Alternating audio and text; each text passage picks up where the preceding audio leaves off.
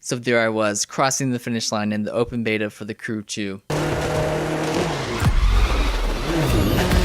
In most racing games, I would expect to either have my car taken control of by the AI or to be transported into the open world. In this case, it was in fact the latter, but I was not intended to simply drive off toward the next destination. Oh no. As I started to drive off, my eyes opened wide as the last thing that I expected to see in a racing game appeared before my eyes. Loot. The familiar blue and green colors of loot appeared before me like manna from heaven. It was beautiful, unexpected, and honestly hilarious. I actually couldn't stop laughing seeing this appear in the game in a way that is identical to Destiny's Engrams.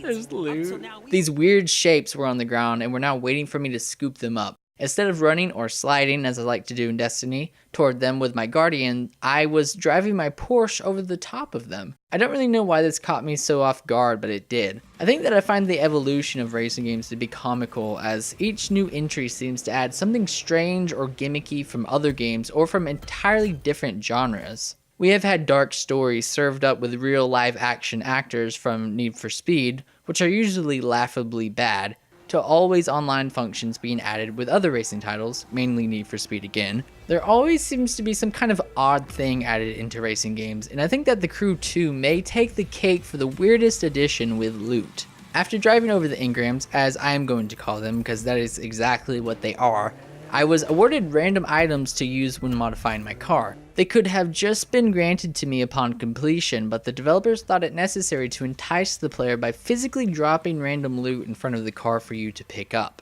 There was even a guy commentating this occurrence and instructed me to pick up the loot in order to gain some sweet rewards for my ride. Hey look, we got loot for that. You should grab it. I'm sure it's gonna come in handy.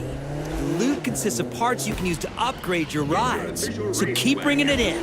Ah, sweet! Up till now, we've only gotten green loot, but other colored loot has even cooler stuff. It was a very surreal experience to have in a racing game. There is, of course, nothing wrong with this feature, but I find it funny seeing racing games seemingly give in to the peer pressure of the games around them. We're now seeing a racing game feel the need to include a Destiny or Fortnite type loot system into the game. And all that you get, from what I encountered at least, are just paint jobs and car parts. These aren't interesting pieces of loot and are definitely not worth the suspense of driving over them and waiting for what is inside to be revealed. Again, there's nothing wrong with this system being added into the game, but it is a system that I can't help but laugh at, and not in a wow you guys are stupid way, but more of an aw that is so cute way. It seems that the game is feeling the need to fit in with its peers and is trying to dress just like Big Brother. It's pretty adorable. There's nothing malicious or wrong about this system, but the game could simply grant you these items directly into your inventory rather than taking this extra step. There really is nothing interesting about driving over these pieces of loot. At least the loot appears in front of you and doesn't require you to redirect to your car in order to receive your rewards. I really think that this system could be left out.